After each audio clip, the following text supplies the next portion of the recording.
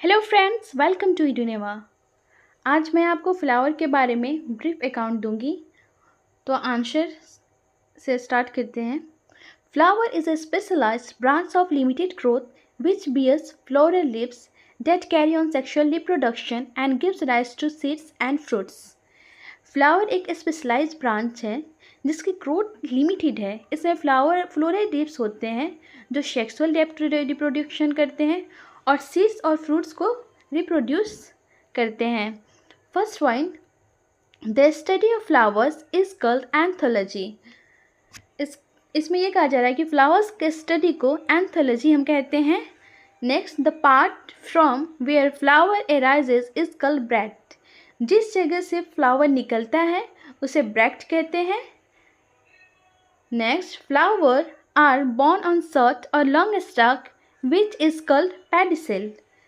Flowers एक छोटे या बड़े स्टॉक पर लगे होते हैं जिसे हम पेडिसेल कहते हैं। नेक्स्ट पॉइंट में कहा जा रहा है कि the upper part of the pedicel is swollen, spherical shaped और conical which is called thalamus receptacle. इसमें यह कहा जा रहा है कि जो पेडिसेल का ऊपरी हिस्सा फूला हुआ है, स्फेरिकल या कॉनिकल होता है जिसे हम थैलेमस या रिसेप्टिकल भी हम कहते हैं। आगे बढ़ते हैं। आगे का टॉपिक होगा parts of flowers. A typical flower has 4 main parts: calyx, corolla, endoecium and gynoecium. The individual units of a flower: calyx, sepals, corolla, petals, endoecium, stamens और microsep sporophyll, gynoecium, carpels और megasporophyll. Calyx and corolla are helping or accessory whorls and endoecium and gynoecium are reproductive whorls। मैं एक ही बार में पढ़ के आपको अच्छे से मैं समझा दे रही हूँ कि इसमें यह कहा जा रहा है कि एक टिपिकल फ्लावर के 4 मेन पार्ट्स होते हैं। कैलिक्स होगा, क्रोला होगा, एंडोशियम होगा एंड गाइनीशियम होगा। इनके इंडिविजुअल यूनिट्स हैं। कैलिक्स यानी सेपल्स, अक्सर ये ग्रीन कलर के पत्तियों होते हैं। कोरोला, पेटल्स, जो ये रंग बिरंगी पत्तियाँ होती हैं इसमें। एंडोशियम, स्टेमेंस और माइक्रोस्पोरोफिल। स्टेमेंस या माइक्रोस्पोरोफिल ये मेल पार्ट होगा। गाइनोशियम, कार्पल्स और मेगास्पोरोफिल ये फीमेल पार्ट होगा।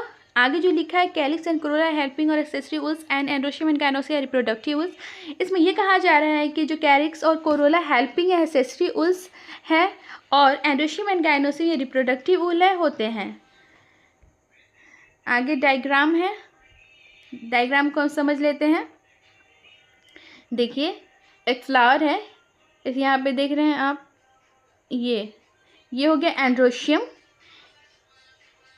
ये हो गया यहाँ ये वाला पार्ट गाइनोशियम, ये वाला पार्ट हो गया आपका कोरोला, ये कैलिक्स, ये पेडिसेल। नेक्स्ट जो है वो ये देख रहे हैं आप, कैलिक्स है, ये हो गया कोरोला, ये हो गया एंडोशियम, एंडोशियम यानी मेल पार्ट, ये हो गया गाइनोशियम फीमेल पार्ट, जैसे कि आप डायग्राम में देख सकते हैं। नेक्स्ट आगे बढ़ते हैं। Calyx, the outermost whorl of a flower is called calyx. फूल के सबसे बाहरी वूल को हम कैलिक्स कहते हैं। Next, each member of this whorl is called sepal. इसके हर एक मेंबर को सेपल कहते हैं। ये अक्सर हरे रंग का होता है, ठीक है। When all the sepals are free from each other, then the flower is called polysepalous। Example, mustard। जब सारे सेपल्स एक दूसरे से फ्री होते हैं तो उसे पॉलीसेपलस कहते हैं। जैसे हो गया सरसों, हो गया मूली, हो गया reddish. When the sepals are fused with each other, then it is called gamosepalous। Example, cotton, datura, brinjal। जब सेपल्स आपस में जुड़े यानी फ्यूज होते हैं तो उसे गैमोसेपलस कहते हैं। जैसे हो गया कपास, दतूरा, बैगन। नेक्स्ट टॉपिक है कोरोला। इसका फर्स्ट पॉइंट पढ़ेंगे। The second whorl of a flower is called corolla and each member of it is called petals. फूल का दूसरा घेरा कोरोला कहलाता है और इसका हर मेंबर को हम पेटल्स कहते हैं। Corolla is brightly colored and attract insects for pollination and protects the inner essential oils from injury. Corolla ये रंग बिरंगा होता है ताकि पॉलिनेशन के लिए कीड़े मकोड़ों को अट्रैक्ट कर सके। ये फूल के जो इनर पार्ट्स होते हैं को छोटे से चोट से भी बचाते, ये फूल के जो इनर पार्ट्स होते हैं उसको चोट से भी बचाता है, कोरोला का काम है। Next, Corolla lies above calyx when the shape and size of petals are similar, then it is called symmetrical, while when they are not similar, then they are asymmetrical. इसमें यह कहा जा रहा है बच्चों की कोरोला कैलिक्स के ऊपर होता है। अगर सारे पेटल्स एक जैसे दिखते हैं तो उसे सिमेट्रिकल कहते हैं, और अगर अलग अलग होते हैं तो एसिमेट्रिकल उसे कहते हैं। नेक्स्ट टॉपिक जो है, forms of polypetalous corolla are. First, cruciform. In cruciform, 4 petals are found. The lower part of the petal, which is a narrow, is called claw, while the outer broad part is called limb. These petals are arranged crosswise. Example, mustard radish. Cruciform, इसमें 4 petals होते हैं जो cross shape में लगे होते हैं। Petal के नीचे पतला हिस्सा क्लो और ऊपरी चौड़ा हिस्सा यानी लिम्ब कहलाता है। जैसे कि एग्जाम्पल हो गया सरसों, मूली। नेक्स्ट देख सकते हैं आप, ये हो गया क्रूसिफॉर्म, ये हो गया कारियोफाइलेसियस, ये हो गया रोसेसियस, गुलाब का है ये फ्लावर। नेक्स्ट है कारियोफाइलेसियस। It consists of 5 petals. The claw of petals are short and limb of petals form right angles to the claw. Example, Dianthus and Gypsophila. इसमें ये कहा जा रहा है बच्चों कि इसमें 5 पेटल्स होते हैं। इनका क्लॉ छोटा होता है और लिम्ब क्लॉ के साथ राइट एंगल यानी 90 डिग्री बनाता है, जैसे हो गया डायंथस, जिप्सोफिला। अब हम बात करते हैं रोजेसियस की। It consist of 5 or more petals. Claws are absent in it and limbs are spread regularly outwards. Example, rose, coconut. बच्चों इसमें यह कहा जा रहा है कि इसमें 5 या 5 से ज़्यादा पेटल्स होते हैं। इनमें क्लोज नहीं होते हैं और लिम्स बाहर की तरफ फैले रहते हैं, जैसे गुलाब हो गया, नारियल हो गया। देखिए क्रूसिफॉर्म है, क्रूसिफॉर्म में 4 पेटल्स निकले हुए हैं। ठीक, ये कैरियोफाइलस है, इसमें 5 पेटल्स हैं। देखिए 1 2 3 4 5। रोजेसियस में ही देखिए 1 2 3 4 5, 5 से ज़्यादा 6 7 8 9 10, मतलब इसमें 5 से ज़्यादा रोजेसियस में होते हैं। ठीक है, आगे बढ़ते हैं। आगे का टॉपिक है androecium. First point, androecium is the outer essential wool consisting of stamens. इसमें यह कहा जा रहा है कि एंड्रोशियम फूल का बाहरी जरूरी घेरा होता है जो एस्टेमन से बना होता है।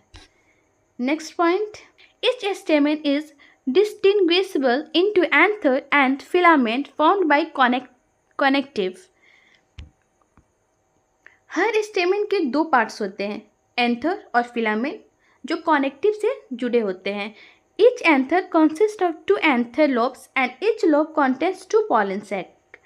हर एंथर में 2 लोब्स होते हैं और हर लोब के अंदर 2 पोलन सैक्स होते हैं। Sterile and undeveloped stamens are called staminodes. जो स्टेमेंस स्टेराइल यानी बच्चा पैदा करने लायक नहीं होता है और अनडेवलप होते हैं, उन्हें उससे स्टेमिनोड्स हम कहते हैं। When 4 stamens are present, out of them 2 are long and 2 are short, then it is called didynamous. Example, Lamisia, Labiatia family. जब 4 स्टेमन्स हों जिनमें से 2 लंबा 2 छोटा, तो उसे डाइडेनेमस कहते हैं, जैसे तुलसी का फैमिली हो गया। आगे बढ़ते हैं तो आगे का ये पॉइंट है कि when there are 6 stamens and they are arranged in 2 whorls. In the outer whorl there are 2 short stamens while in the inner whorl there are 4 long stamens. This condition is called tetradynamous. Example Cruciferia family. जब 6 stamens 2 घेरे में हो, बाहर का घेरे में 2 छोटे और अंदर के घेरे में 4 लंबे, तो इस कंडीशन को हम टेट्राडाइनेमस कहते हैं। इसका एग्जाम्पल हो गया सरसों का फैमिली। ठीक है, नेक्स्ट टॉपिक है गाइनोसियम। तो गाइनोसियम में ये कहा जा रहा है कि gynoecium is the female reproductive part of the flower. It consist of inner essential whorl of a flower comprising petals. Gynoecium फूल का फीमेल रिप्रोडक्टिव पार्ट होता है, ये तो आपको सबको पता है, आगे में मैंने बताया है। ये सबसे अंदरूनी जरूरी घेरा है जो कार्पल से बना होता है। कार्पल को 3 मेन पार्ट्स होते हैं, कार्पल के 3 मेन पार्ट्स होते हैं। कौन कौन से? Stigma, pollen receiving region, style connects ovary to stigma, ovary ovule bearing region. Stigma का मतलब पॉलन ग्रेन्स रिसीव करने वाली जगह है। स्टाइल में होगा जो ओवरी और स्टिग्मा को जोड़ती है। ओवरी निचला हिस्सा जिसमें ओव्यूल्स होते हैं, यानी बीज बनाने वाले हिस्से। Next point, if only one carpel is present in gynoecium this condition is called monocarpellary. अगर सिर्फ एक कार्पल हो उसे हम मोनोकार्पलेरी कहेंगे। If more than one carpel is present in gynoecium this condition is called polycarpellary. अगर सारे carpals, अगर एक से ज़्यादा कार्पल्स हो उसे पॉलीकार्पलेरी कहेंगे। If all the carpels in polycarpellary multicarpellary condition are free then the condition is called apocarpous. अगर सारे कार्पल्स आपस में जुड़े होंगे, फ्यूज्ड होंगे, उसे हम सिनकार्पस कहेंगे। ठीक है, if all the carpel fuse together then this condition is called syncarpous. आगे बढ़ेंगे, function of flower. Following are the function of flower. A, flower are the modification of shoot that perform the function of sexual reproduction. इसमें यह कहा जा रहा है कि flowers जो सूट का बढ़ा हुआ रूप है। Second, the fertile leaves become microsporophylls and megasporophylls which bear anthers and ovules respectively. The anthers produce pollen grains and ovules possess eggs. इसमें यह कहा जा रहा है कि इसकी फर्टाइल लीव्स माइक्रोस्पोरोफिल्स यानी मेल और मेगास्पोरोफिल्स यानी फीमेल बन जाती हैं, जिनमें एंथर्स और ओव्यूल्स होते हैं। एंथर पोलन ग्रेन्स बनाते हैं, ओव्यूल्स में एग होते हैं। सी में ये कहा जा रहा है कि flowers are variously shaped to help diverse mode of pollination. इसमें फ्लावर्स अलग अलग शेप के होते हैं ताकि पॉलिनेशन में ये हेल्प कर सके। आगे D, they provide seed for germination of pollen, development of pollen tube, formation of gamete and fertilisation. इसमें फ्लावर पॉलन के जर्मिनेशन यानी पॉलन ट्यूब का डेवलपमेंट, गैमेट्स बनने और फर्टिलाइजेशन के लिए जगह प्रोवाइड करता है। ई में कहा जा रहा है floral parts get transform into fruits and seeds after fertilisation. Fertilisation के बाद फ्लोरल पार्ट्स फ्रूट्स और सीड्स में ट्रांसफॉर्म हो जाता है। एफ में कहा जा रहा है कि flowers also help in dispersal of seed and fruits. Flower seeds और फ्रूट के डिस्पर्सल में भी हेल्प करता है। अगर वीडियो आपको पसंद आई हो तो वीडियो को लाइक, शेयर एंड सब्सक्राइब करना ना भूलें।